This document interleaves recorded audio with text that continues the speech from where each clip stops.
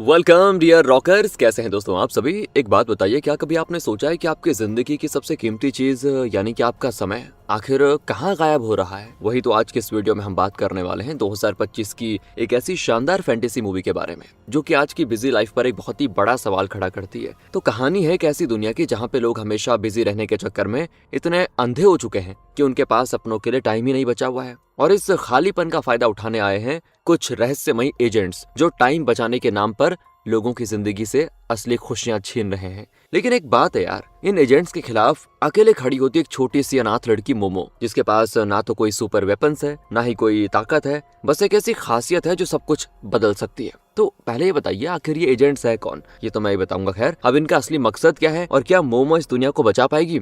आइए शुरू करते हैं आज की कहानी को। तो कहानी की शुरुआत होती है एक थमी हुई दुनिया से, जहाँ लोग अपनी अपनी जिंदगी में बिजी हैं। वो काम तो करते हैं लेकिन दुनिया उनके लिए थमी हुई एक लूप की तरह बन चुकी है। इसके अलावा उनकी जिंदगी में और कुछ नहीं है, बिल्कुल एक मशीन या रोबोट जैसा सीन है। इसके बाद हम मिलते हैं मोमो से। वो बहुत ही खास लड़की है, उसे ये तक नहीं पता कि वो यहाँ पर कैसे आई, उसके पेरेंट्स कौन है, कहाँ उसका घर है। वो बस जहाँ जगह देखती वहीं पे रह जाती। फिलहाल उसका ठिकाना है एक बहुत ही पुराना प्राचीन समय का थिएटर, जहाँ पहले लड़ाई वगैरह हुआ करती थी। वहीं पर जब पूरा दिन विजिटर्स आते हैं तो कचरा फेंक कर चले जाते हैं। तो मोमो बॉबी नाम के बंदे के साथ मिलकर वो सफाई कर देती है। और ये जो बॉबी है मोमो को अपनी बेटी की तरह मानता है, क्योंकि मोमो काफी छोटी है। दोनों एक साथ खूब टाइम स्पेंड करते हैं। इसके बाद हम मिलते हैं दोस्तों गिना नाम के लड़के से। अब ये गिना टूर गाइड है और यहाँ थिएटर में आने वाले विजिटर्स को यहाँ की हिस्ट्री बताता है और सभी को अच्छे से एंटरटेन भी करता है। और वैसे आपको बता दूं, गिना के दिल में ना एक लड़की है जिससे वो प्यार तो बहुत करता है, लेकिन कभी बताने की उसकी हिम्मत नहीं हुई, शर्मा जाता है उस लड़की के आते ही। साथ ही हम गिना के फैमिली को भी देखते हैं, जहां वो अपनी माँ जेनी और बहन के साथ रहता है।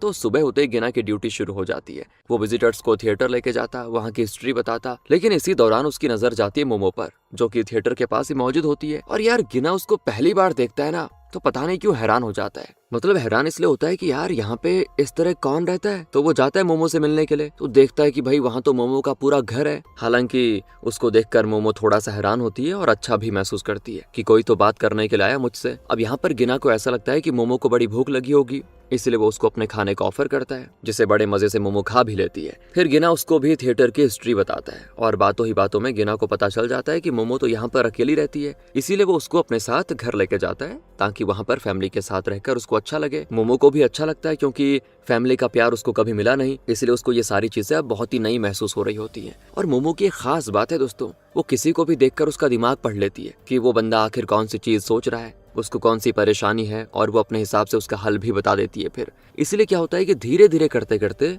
लोग उसके पास अपनी परेशानी लेकर आने लग जाते हैं और सभी की परेशानियों का हल बताकर वो सभी को थोड़ा रिलीफ कर देती है। इस तरह लोगों के बीच में मोमो बहुत ही फेमस हो जाती है। अगले सीन में गिना जेनी से आकर कहता है कि माँ, हम सभी वीकेंड पर बाहर जाने वाले थे ना, उसका क्या हुआ। जिस पर जेनी कहती कि बेटा, तुम्हारे पापा के जाने के बाद सारी जिम्मेदारी मुझ पे आ गई है, इसीलिए टाइम नहीं मिल रहा, फिर कभी टाइम मिला तो जरूर जाएंगे। गिना का तो मूड खराब हो जाता है कि माँ के पास तो कभी टाइम होता ही नहीं। अब जेनी भी सोच रही होती है कि बात तो सही है यार, लेकिन मैं करूँ तो करूँ क्या, सारी चीजें हैंडल करनी पड़ती है। तभी कुछ देर के बाद जेनी के पास एक महिला आती है। वो अपना नाम तो नहीं बताती, सिर्फ इतना कहती है कि मैं देख पा रही हूँ आप टाइम को लेकर काफी टेंशन में हैं, इसीलिए मेरे पास एक बढ़िया ऑप्शन है। वैसे अभी आप 42 की हैं, आपने अपनी जिंदगी में जितने दिन गुजारे वो सब पढ़ाई, जिम्मेदारी, बच्चे और बाकी के ऐसे ही कामों में गुजर गए। कभी मतलब खुद के लिए टाइम नहीं निकाला आपने। इसी कमी को दूर करने के लिए हमारी ग्रे कॉर्पोरेशन ने ये खास ब्रेसलेट बनाया। पता है क्या करेगा ये आपको अपना टाइम सेव करने में मदद करेगा। इसको पहनने के बाद जब भी आप टाइम वेस्ट करोगी तो ये लाल रंग का हो जाएगा, और जब आप अपना कोई वेस्ट वाला टाइम सेव करोगी तो आपके पास बाद में उसको इस्तेमाल करने का चांस होगा। मतलब अभी आपने 1 घंटा सेव किया ब्रेसलेट के जरिए, पता है क्या, और वो भी कहाँ, हमारे बैंक में। तो वो 1 घंटा आप कभी भी इस्तेमाल कर पाओगी। जब आपको कभी टाइम की कमी पड़ रही होगी तब उस 1 घंटे को यूज कर लेना, तो आप पे टाइम ही टाइम होगा। दोस्तों सुनने में थोड़ा अजीब लग रहा होगा, लेकिन यही ऑफर कर रही है कंपनी। अब ये चीज जेनी को थोड़ा अट्रैक्टिव लगती है, अच्छी लगती है, इसीलिए वो ब्रेसलेट ले लेती है। लेकिन ब्रेसलेट आते ही उसको लेकर वो बहुत ऑब्सेस्ड हो जाती है। जब भी ब्रेसलेट रेड होता वो तुरंत वो काम छोड़कर अपना टाइम सेव कर लेती ताकि आगे बच्चों के साथ एंजॉय करके इस्तेमाल कर सके। अब देखते देखते क्या होता है कि ये ब्रेसलेट पूरे शहर में फेमस होने लगता है, क्योंकि ये फ्री में दिया जा रहा है सभी को और सभी अपना टाइम भी सेव कर पा रहे हैं। लेकिन दोस्तों इससे ये बहुत बड़ी मुसीबत हो गई है एक, कि जिंदगी इससे बिल्कुल लाइफलेस हो चुकी है। लोग जहाँ भी एक साथ बैठ के टाइम स्पेंड करते ना, उस समय भी ब्रेसलेट वो रेड कलर का हो जाता कि टाइम वेस्ट हो रहा है तुम्हारा। इसलिए लोगों ने सारे काम बंद कर दिए हैं दोस्तों फिलहाल तो,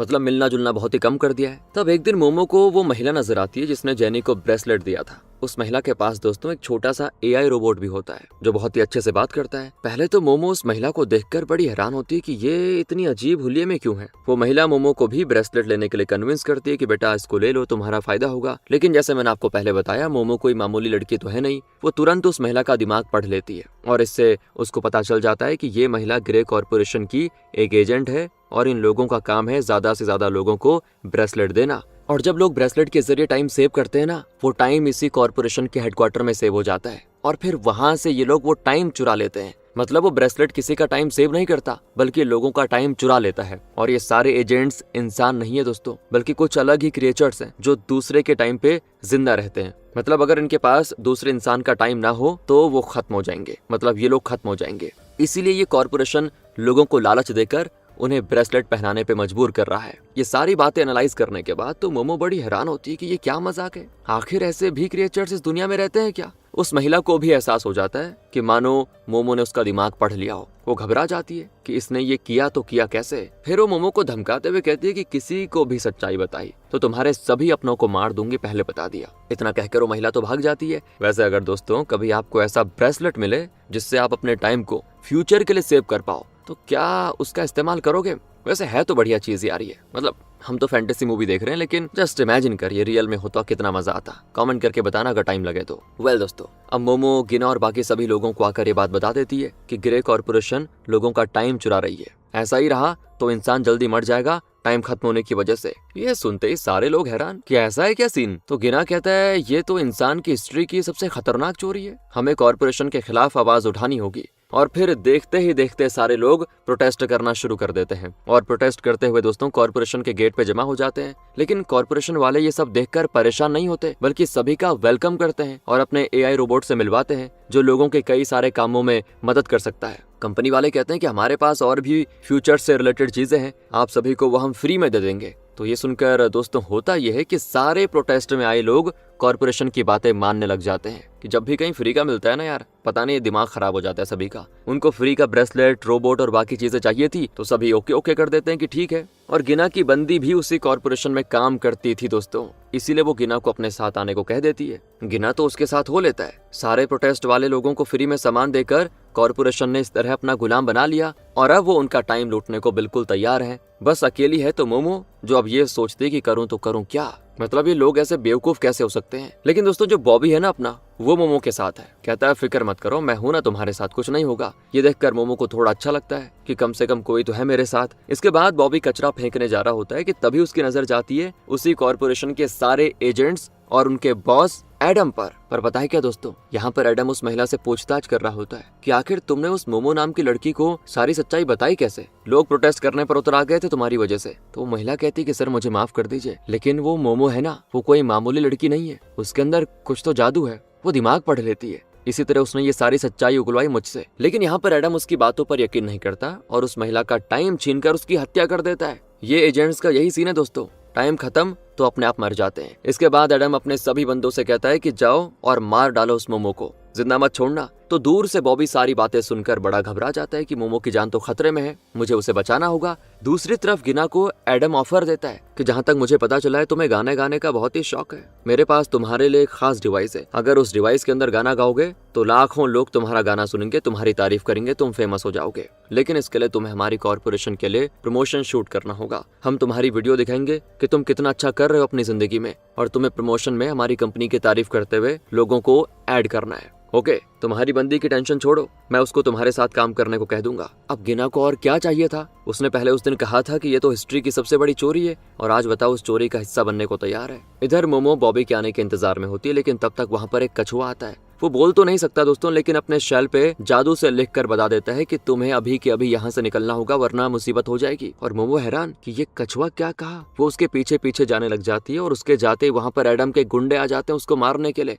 मतलब वो कछुआ फ्यूचर देख सकता है, कमाल है यार। इसलिए उसने मोमो को बचा लिया और वो गुंडे बदमाश मोमो को ही ढूंढ रहे होते हैं। तब तक कछुआ मोमो को अपने पीछे लगाए हुए वहां से दूर जा रहा होता है। तभी पीछा करते हुए दोस्तों मोमो एक दीवार के अंदर घुस जाती है और बाहर वो बदमाश बस देखते रह जाते हैं और मोमो भी दीवार के अंदर आकर बड़ी हैरान होती है कि ये कहाँ गई मैं। वो जितना आगे बढ़ने की कोशिश करती उतना ही पीछे जाती जाती। तब उसको पता चलता है कि यहाँ तो टाइम उल्टा चलता है, आगे जाने के लिए उसको पीछे चलना होगा और जब वो ये करती है तब वो आगे बढ़ने लगती है। अब आगे बढ़ते हुए वो एक महल के अंदर आ जाती है। ये महल काफी आलीशान है दोस्तों, हर तरफ सिर्फ घड़ियां लगी हुई हैं। तब वहां पर होरो नाम का बंदा आता है। असल में ये होरो गार्ड ऑफ द टाइम है। इसका मतलब वो टाइम को चलाने वाला है, दुनिया का टाइम उसी के कंट्रोल में है। मतलब वो मोमो से कहता है कि वेलकम है तुम्हारा मेरे महल में, उम्मीद है मेरा कछुआ तुम्हें सही सलामत यहाँ पर लेकर आ गया। तब मोमो को पता चलता है कि ये कछुआ तो होरो का था। वो होरो से कहती है कि आप मुझे यहाँ पर क्यों लाना चाहते हैं, क्या है इसमें। तब होरो कहता है कि वो इसलिए कॉर्पोरेशन वाले तुम्हारी जान के पीछे पड़े हुए हैं और दुनिया में सिर्फ तुम ही वो इंसान हो जो उन्हें खत्म कर सकती है। जब आसमान में सारे तारों का मिलन होता है तो उस टाइम पैदा होने वाले बच्चों के अंदर कुछ खूबियां होती है, जैसा कि तुम्हारे अंदर है, तुम सभी का दिमाग पढ़ सकती हो। मोमो कहती है क्या आप ही ने टाइम को क्रिएट किया है, जिस पर होरो कहता है कि वैसे सच कहूँ तो टाइम को मैं क्रिएट नहीं करता, सिर्फ उन्हें कंट्रोल करने और उन्हें गार्ड करने का काम करता हूँ। फिर दोस्तों वो एक पेंडुलम भी दिखाता है मोमो को, जिसके जरिए टाइम बनता है और टाइम हमेशा एक फूल की तरह होता है जिसकी पंखुड़ी टाइम को दर्शाती है। अब मोमो ये सारी चीजें देखकर बड़ी हैरान हो गई है कि तभी वहाँ पे असल दुनिया में वो आ जाती है। वो हैरान कि वो होरो कहाँ गायब हो गया, वो कछुआ कहाँ गया, ये सब नॉर्मल कैसे हो गया। दूसरी तरफ बॉबी बेचारा सभी से मदद मांग रहा होता है कि क्या किसी ने मोमो को देखा, उसकी जान खतरे में है, प्लीज बताओ कोई। लेकिन किसी ने भी उसको नहीं देखा होता। अब गिना तो उससे बात तक करने को इनकार कर देता है। वो मगन है दोस्तों अपने कामों में। फिर बॉबी पुलिस के पास भी जाता है और सारी सच्चाई बताता है कि कॉर्पोरेशन वाले लोगों का टाइम चुरा रहे हैं। अब दोस्तों वहाँ पर कंपनी की एजेंट पहले से मौजूद थी, तो वो तुरंत बॉबी को अपने कंट्रोल में ले लेती है ताकि वो किसी को कॉर्पोरेशन की असली सच्चाई ना बता दे। इसके बाद हम मोमो को देखते हैं। उसे होरो की बात याद आती है जब होरो ने उससे कहा था कि तुम ही उन एजेंट्स को खत्म कर सकती हो। तो इसीलिए वो सबसे पहले अपने दोस्तों से जाकर मिलती है ताकि उन्हें भी सच्चाई बताकर अपने साथ शामिल कर पाए। लेकिन जेनी तो उससे बात ही नहीं करती, उल्टा वो उसी को सलाह देती कि बेटा टाइम बचाओ, ऐसे वेस्ट मत करो, तभी फायदा है। अब मोमो यहाँ उससे सीधा गिना की लोकेशन पूछती है, लेकिन जेनी को वो भी नहीं पता, इसलिए मोमो गिना के भाई बहनों से मिलने जाती है। लेकिन कुछ बात होने से पहले कॉर्पोरेशन वाले उसको देख लेते हैं, इसलिए मोमो को वहां से भी भागना पड़ता है। अब आगे बढ़ते हुए उसको गिना नजर आ ही जाता है। फाइनली उसको देखकर वो बहुत ही ज्यादा खुश होती है और गिना भी खुश होता है। लेकिन जब मोमो कहती है कि हमें कॉर्पोरेशन के खिलाफ खड़ा होना होगा, वो लोगों का टाइम चुरा रहे हैं, तब यहाँ पे गिना कोई जवाब नहीं देता इस बात का। वो कहता है नहीं नहीं ऐसा कुछ नहीं है, टाइम चुरा रहे होते तो हम बूढ़े नहीं हो जाते क्या, वैसे भी हमें कितनी चीजें फ्री में दे रहे हैं, वो हमें तो फायदा ही है। लेकिन फिर भी तुम कहती हो तो सोचूंगा मैं। अब मोमो को यकीन नहीं होता कि थोड़ा सा लालच में आकर गिना कितना बदल गया। गिना यहाँ सारे लोगों के सामने आता है और गाना वगैरह सुनाता है। मोमो को तो ये उम्मीद होती है कि उसी में वो लाखों लोगों के सामने कॉर्पोरेशन की सच्चाई बताएगा, लेकिन वो ऐसा कुछ करने का सोच पाता उससे पहले एडम उसको धमका देता कि अगर कुछ भी कहा ना तो फिर कभी अपनों को नहीं मिल पाओगे। इसीलिए गिना फिर से सेम डायलॉग जिसमें वो कॉर्पोरेशन की तारीफ करता है वही कहने लग जाता है, जो देखकर अब मोमो उदास हो जाती है। उसे समझ आ जाता है कि जो करना है मुझे अकेले को करना होगा और फिर वो अकेले ही प्रोटेस्ट करके लोगों को कॉर्पोरेशन के खिलाफ खड़े होने को कहती है। लेकिन कोई भी उसकी बातों पर यकीन नहीं करता, ना ही उसको भाव देता है, क्योंकि सभी लोगों को अब ये लग रहा है कि प्रोटेस्ट करने से हमारा टाइम बर्बाद होगा, उसको सेव भी कर लेते हैं। और जब मोमो पूरी जान लगा रही होती है कि मैं कॉर्पोरेशन वालों को सबक सिखा के रहूंगी, तब एडम खुद उसके पास आता है और कहता है कि क्या हो गया, थक गई होगी हमारे खिलाफ खड़े होते होते, बहुत नाक में दम कर लिया तुमने, अब हमारी बारी है। वैसे मेरे पास तुम्हारे लिए एक ऑफर है, अगर तुम चाहती हो कि तुम्हारे अपने सही सलामत रहें तो मुझे होरो की लोकेशन बता दो। अगर हमें वहां तक लेकर गई तो फिर हमें किसी का टाइम चुराने की जरूरत ही नहीं पड़ेगी, उसी से सारा टाइम ले लेंगे। लेकिन मोमो कहती है कि मैं कभी तुम्हें वहां तक नहीं लेकर जाने वाली, जो करना है कर लो। और ये सुनकर एडम गुस्से में मोमो को मारकर वहीं बेहोश कर देता है। उसने उसको मारा नहीं, क्योंकि वो जानता है मोमो ही उसको होरो तक पहुंचा सकती है। अब अगली सुबह की बात है, जब मोमो की आंख खुलती है ना, वो जल्दी से होरो के पास जाने के लिए निकल जाती है ताकि उससे मदद मांग पाए। लेकिन एडम की पूरी आर्मी चुपचाप उसके पीछे पीछे लगी होती है और उसका पीछा करते करते होरो के महल तक वो पहुंच जाते हैं। लेकिन मोमो को पता था यहाँ पर टाइम उल्टा चलता है, इसीलिए वो पीछे चलकर आगे बढ़ती है। और जब ये क्रिएचर्स आगे बढ़ने की कोशिश करते हैं तो धुएं में बदलकर गायब हो जाते हैं। मोमो फिर जल्दी से होरो के पास आकर कहते हैं कि बताइए मुझे क्या करना होगा इनको खत्म करने के लिए। लेकिन अब होरो कहता है कि वो तो मुझे भी नहीं पता, मैं सिर्फ टाइम को कंट्रोल करता हूँ। सारे क्रिएचर्स धीरे धीरे ये समझ जाते हैं कि अंदर किस तरह जाना है। तभी होरो मोमो से कहता है कि जल्दी करो जो करना है। वो दिमाग लगाकर होरो से कहती है कि अगर मैं टाइम को ही रोक दूं तो ये क्रिएचर्स बाकी इंसानों का टाइम नहीं ले पाएंगे और टाइम खत्म होते ही वो मर जाएंगे। तो होरो कहता है कि जब टाइम रुक जाएगा तो मैं और तुम सभी रुक जाएंगे, फिर कैसे करोगी? लेकिन तभी होरो को खुद याद आता है कि रुको रुको रुको, है एक चीज जो तुम कर सकती हो, वही टाइम वाला फूल। वो फूल तुम्हें करीब 1 घंटे की मोहलत दे सकता है। फूल की सारी पंखुड़ी का इस्तेमाल करके इस रुके टाइम में भी तुम 1 घंटा सरवाइव कर पाओगी, और यही 1 घंटा होगा तुम्हारे पास इन क्रिएचर्स को खत्म करने के लिए और बाकी इंसानों का टाइम उन्हें वापस करने में। कर पाओगी मोमो? मोमो कहती है हाँ मैं कर लूंगी। और ये सुनकर होरो सारा टाइम रोककर मोमो को फूल दे देता है और उसको एक चेतावनी भी देता है कि इस रुके टाइम के दौरान तुमने किसी भी इंसान या कोई जानदार चीज को टच करके उसकी पोजीशन बदल दी तो सब बर्बाद हो जाएगा, टाइम कोलैप्स हो जाएगा, इसलिए ये करने से बचना। इतना कहकर होरो तो सोने चला जाता है 1 घंटे के लिए, और तभी सारा का सारा टाइम स्टॉप। वो क्रिएचर्स नहीं रुके थे पर दोस्तों, क्योंकि वो अपने टाइम के स्टॉक के हिसाब से चलते हैं, लेकिन स्टॉक उनका जल्दी जल्दी खत्म हो रहा होता है क्योंकि अब वो बाकियों का टाइम नहीं ले पा रहे हैं। तो वो पहले तो मोमो को पकड़ने की कोशिश करते हैं, लेकिन जब वो उनके हाथ नहीं लगती तो सारे क्रिएचर्स भागते हैं कॉर्पोरेशन की ओर ताकि वहां से टाइम लेकर अपने आप को बचा पाए। और मोमो भी कॉर्पोरेशन में ही जा रही होती है ताकि बाकियों के टाइम को आजाद कर सके। रास्ते में उसको सभी से बचते बचते भागना होता है, और तभी भागते भागते उसे बॉबी नजर आता है। उसको देखकर वो खुश तो बहुत होती है, लेकिन उसे भी पता है कि अगर उसने जल्दी नहीं की तो सब खत्म हो जाएगा। इसीलिए वो जैसे तैसे कॉर्पोरेशन में वापस आ जाती है, जहां एडम सभी से कह रहा होता है कि हमारे पास लॉकर के अंदर इतना टाइम बचा हुआ है कि बस 1 घंटा हम आराम से निकाल पाएंगे, इसलिए फिक्र करने की जरूरत नहीं है, जाओ उस मोमो को खत्म कर दो। लेकिन जब ये लोग अपना मीटिंग में बिजी होते हैं, मोमो तुरंत वॉल्ट के अंदर लॉक लगा देती है, और ये ऐसा लॉक उसने लगाया कि सिर्फ उसी से खुलेगा। एडम जल्दी से वॉल्ट खोलने की कोशिश करता है, लेकिन कोई फायदा नहीं होता। अब ये देखकर वो मोमो पर इतना गुस्सा करता है कि सारे के सारे क्रिएचर्स और एडम मोमो की जान के प्यासे हो जाते हैं। सभी को बस एक ही चीज चाहिए, मोमो की जान कैसे भी करके। लेकिन ये करते करते ज्यादातर क्रिएचर्स मारे जाते हैं क्योंकि उनका टाइम खत्म हो चुका था और वो वॉल्ट से दूसरा टाइम भी नहीं ले पा रहे थे। तो अब अगर उनको अपने आप को बचाना है, मतलब जो बाकी बचे हुए हैं, तो मोमो वाला वो फूल उनको चाहिए होगा। एडम तो मोमो से रिक्वेस्ट करने लगता है कि मैं सभी इंसानों को छोड़ दूंगा, चला जाऊंगा हमेशा के लिए, बस मुझे टाइम दे दो, मरने से बचा लो, वो फूल दे दो मुझे। लेकिन मोमो कहती कि जो तुमने किया है ना, तुम अपनी जान 10 बार जन्म लेकर भी दोगे तब भी हिसाब बराबर नहीं होगा। वो उसे फूल देने से बिल्कुल इनकार कर देती है, जिससे एडम का टाइम पूरा होता है और फाइनली वो मर जाता है। सारे क्रिएचर्स खत्म हो जाते हैं, अकेली मोमो ने पूरे कॉर्पोरेशन को तबाह कर दिया दोस्तों। और अब बारी थी सभी को उनका टाइम लौटाने की। 1 घंटा पूरा होने वाला होता है, पर मोमो जल्दी से वॉल्ट खोलती है और सभी लोगों का जमा किया हुआ टाइम जो पंखुड़ी के रूप में था उसे हवा में उड़ा देती है। और जैसे ही 1 घंटा पूरा होता है, सारे लोगों को उनका टाइम वापस मिल जाता है। सभी को पता ही नहीं चलता कि वो 1 घंटे से रुके हुए थे, लेकिन टाइम वापस मिलने का एहसास उनको हो रहा होता है। अब गिना यहाँ पर मोमो से माफी मांगता है कि मजबूरी में मुझे एडम का साथ देना पड़ा। मोमो माफ कर देती है उसको और ये फिर से दोस्त बन जाते हैं। मूवी इसी नोट पे खत्म होती है दोस्तों कि इंसान के पास जितना टाइम है उसे खुलकर जीना चाहिए। टाइम बचाकर कुछ नहीं होगा यार, खैर जो करना है करो, क्या पता कल हो ना हो। अब ये तो बढ़िया सी मूवी थी, खत्म हो जाती, लेकिन आपके लिए एक और बढ़िया सी मूवी आपकी स्क्रीन पे दिख रही है, वहां पर जाइए। मिलते हैं आपसे अगली वीडियो में, ध्यान रखिए अपना। Thanks for watching.